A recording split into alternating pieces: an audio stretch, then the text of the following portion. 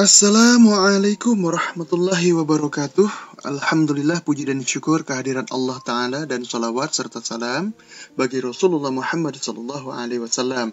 Jumpa lagi dengan saya, Hari Akademisi. Ini adalah video yang kedua dari rangkaian video mata kuliah studi jurisprudensi di Pengadilan Agama. Pada kesempatan yang kedua ini, kita akan mempelajari tentang jurisprudensi sebagai sumber hukum. Pada pertemuan yang lalu atau video yang terdahulu, kita sudah mempelajari tentang pengertian jurisprudensi secara etimologi dan terminologi. Dan lebih luas lagi, jika ditilik dari asal mula kata jurisprudensi, menurut bahasa Latin, jurisprudensia, maka pengertian jurisprudensi menjadi lebih luas lagi, yaitu ilmu pengetahuan hukum.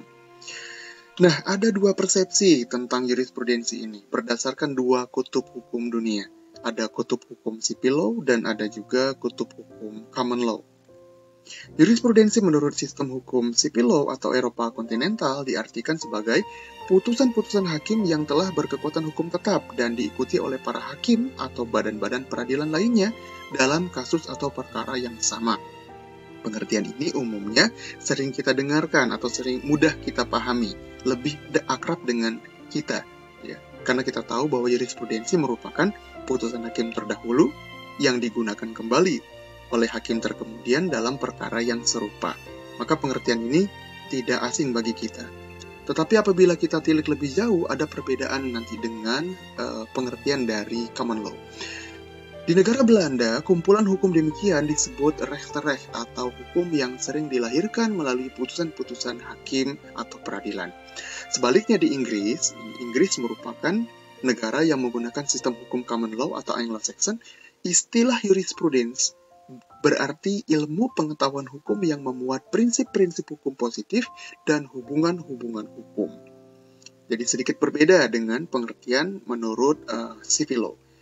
Putusan-putusan hakim yang lebih tinggi yang diikuti secara konsisten tadi menjadi bagian dari ilmu pengetahuan hukum. Ia disebut juga dengan istilah case law atau disebut juga sebagai judge-made law. Nah, bagaimana dengan Indonesia?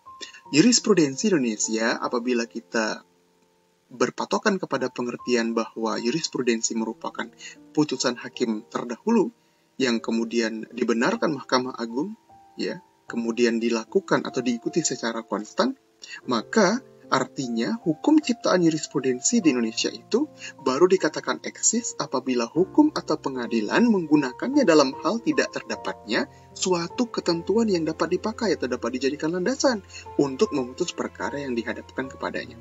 Kata kuncinya adalah ketika tidak ada ketentuan yang dapat dipakai atau dapat dijadikan landasan, maka untuk menghindari kekosongan hukum, hakim bisa menggunakan jurisprudensi.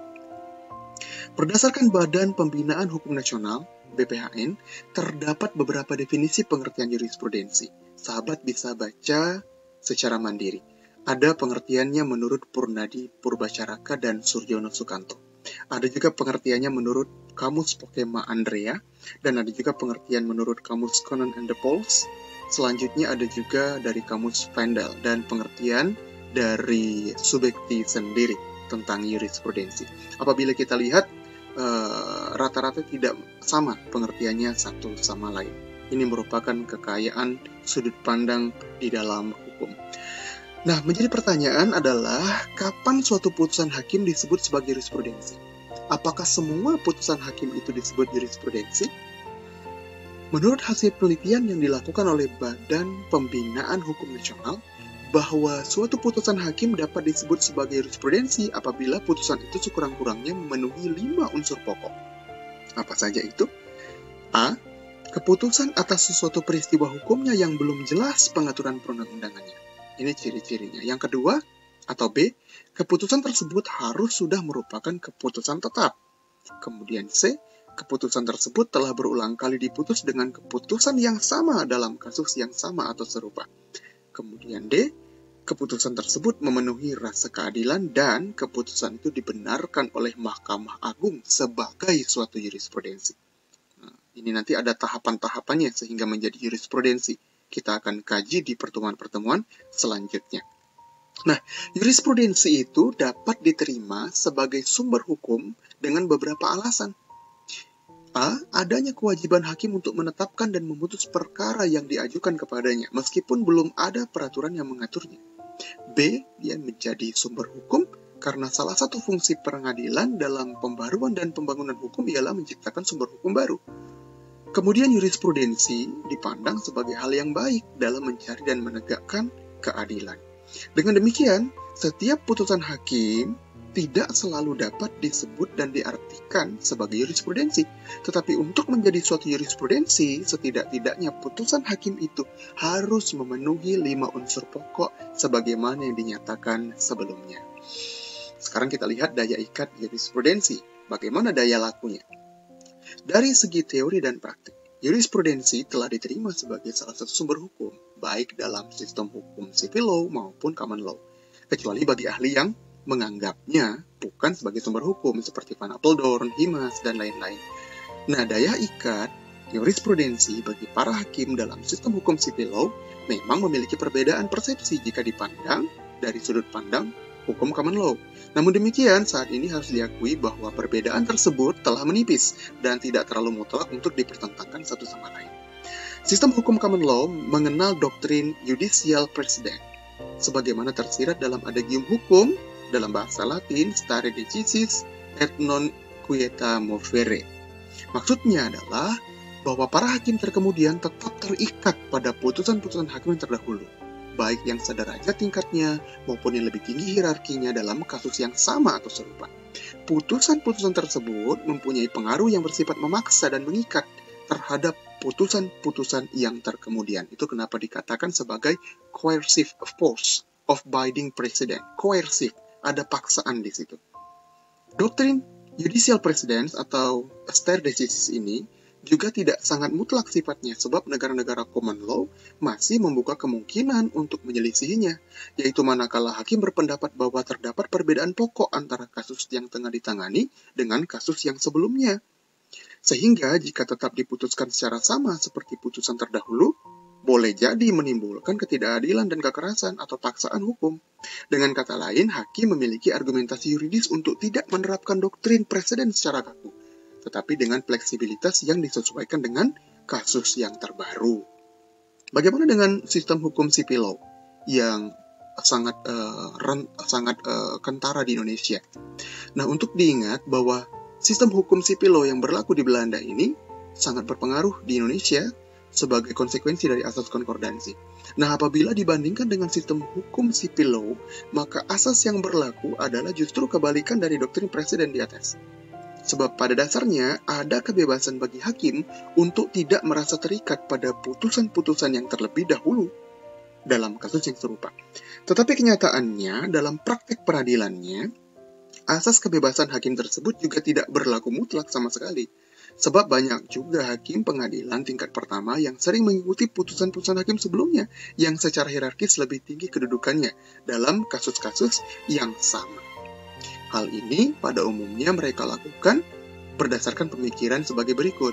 Mereka memang berpendapat sama dengan putusan-putusan sebelumnya. Apabila mereka menyimpang dari putusan sebelumnya, maka nanti pada akhirnya akan dibatalkan juga dalam tingkat pemeriksaan yang lebih tinggi. Ataupun demi adanya kesatuan hukum dan kepastian hukum dalam kasus-kasus yang sama atau serupa, yang mending kita ikutin saja putusan yang sudah ada begitu. Ini beberapa alasan mengapa mereka memutuskan sama begitu. Dengan demikian, rasa keterikatan putusan-putusan yang lebih dahulu dari hakim yang lebih tinggi dalam kasus yang sama dalam sistem hukum civil law lebih bersifat persuasive force of binding precedent, bukan didasarkan pada sifatnya coercive atau paksaan seperti yang menjadi asas dalam doktrin stare decisis di negara-negara bersistem hukum common law. Jadi ada perbedaan penerapannya di negara civil law dengan negara common law. Kemudian kita masuk ke peranan dan fungsi jurisprudensi Indonesia dalam pembinaan hukum.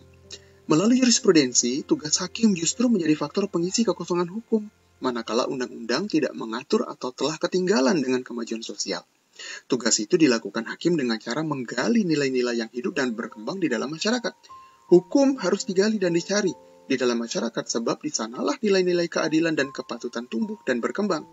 Hakim sebagai penegak hukum dan keadilan wajib menggali, mengikuti, dan memahami nilai-nilai hukum yang hidup dalam masyarakat, sesuai dengan bunyi pasal 27 ayat 1 Undang-Undang Nomor 14 Tahun 1970 ataupun pasal 5 ayat 1 Undang-Undang Nomor 48 Tahun 2009 tentang kekuasaan kehakiman yang terbaru. Selain berkedudukan sebagai sumber hukum, maka fungsi jurisprudensi dapat dijelaskan sebagai berikut. Dengan adanya putusan-putusan yang sama dalam kasus yang serupa, maka dapat ditegakkan adanya standar hukum yang sama. Dalam hal undang-undang tidak mengatur atau belum mengatur pemecahan kasus yang bersangkutan. Kemudian, dengan adanya standar hukum yang sama itu, maka dapat diciptakan rasa kepastian hukum di dalam masyarakat. Dengan diciptakannya rasa kepastian hukum dan kesamaan hukum terhadap kasus yang sama, maka putusan hakim akan bersifat dapat diperkirakan, predictable, dan ada transparansi. Kemudian, dengan adanya standar hukum, maka dapat dicegah kemungkinan-kemungkinan timbulnya disparitas dalam berbagai putusan hakim yang berbeda dalam perkara yang sama kecuali secara kasuistis, kasus demi kasus. Nah, berdasarkan uraian di atas, maka perlu disadari bahwa jurisprudensi itu memiliki peran dan fungsi yang penting dalam kehidupan hukum di suatu negara, terutama dalam menghadapi pembangunan hukum dalam kasus perubahan sosial yang semakin cepat. Globalisasi akan mempengaruhi perkembangan hukum di Indonesia saat ini dan di masa yang akan datang, sehingga fungsi jurisprudensi sangat berperan sebagai sumber hukum yang menjadi pegangan bagi putusan-putusan peradilan, terutama dalam persoalan yang belum diatur di dalam peraturan perundang-undangan. Ada kekhawatiran munculnya ragam putusan hakim yang saling bertentangan dalam kasus yang serupa dikarenakan kekosongan hukum. Untuk itulah, jurisprudensi diperlukan sebagai pedoman bagi praktik peradilan sekaligus sebagai sumber hukum. Dengan demikian, jurisprudensi akan dapat memberikan arah bagi pemecahan suatu perkara dengan tetap memperhatikan pada segi-segi kekhususan yang ada pada setiap perkara yang ada. Urgensi jurisprudensi yang demikian itu menuntut profesionalisme hakim di dalam menciptakan putusan-putusan yang berdasarkan kepada logika hukum yang kuat dan menjadi rasio decidendi dalam putusannya. Dengan adanya jurisprudensi sebagai pedoman, maka akan timbul konsistensi peradilan dalam bersikap sekaligus menghindari putusan-putusan yang kontroversial, sehingga akan memberikan jaminan kepastian hukum serta kepercayaan terhadap peradilan dan penegakan hukum. Baik sahabat semuanya, kita sudah ada di kesimpulan. Pada video yang kedua ini ada beberapa poin yang bisa kita petik. Yang pertama, istilah jurisprudensi menurut civil law diartikan sebagai putusan-putusan hakim yang ingkrah berkekuatan hukum tetap dan diikuti oleh para hakim lainnya dalam kasus atau perkara yang sama. Yang kedua, istilah jurisprudence menurut Anglo-Saxon berarti ilmu pengetahuan hukum yang memuat prinsip-prinsip hukum positif dan hubungan-hubungan hukum. Kemudian kesimpulan yang ketiga, di Indonesia, jurisprudensi baru dikatakan eksis apabila pengadilan menggunakannya saat tidak ada suatu ketentuan yang dapat dijadikan landasan untuk memutus perkara. Dan yang keempat, jurisprudensi menghadirkan standar hukum yang sama dalam peradilan, sehingga tercipta kepastian hukum di tengah-tengah masyarakat. Putusan hakim bersifat predictable atau dapat diperkirakan, ada transparansi di situ, dan terhindar dari disparitas. Kesimpulan yang terakhir, yang kelima, jurisprudensi dapat melahirkan kepercayaan terhadap peradilan dan penegakan hukumnya, oleh sebab konsistensi penggunaannya dan keseragaman keberlakuannya. Itu saja kesimpulan untuk video yang kedua ini. Mudah-mudahan apa yang disampaikan bermanfaat untuk sahabat semuanya. Terima kasih banyak atas perhatiannya. Mudah-mudahan kita bertemu kembali di video-video selanjutnya. Sampai ketemu lagi, jaga kesehatan. Lebih kurang mohon maaf, wabillahi taufiq wal hidayah. Assalamualaikum warahmatullahi wabarakatuh.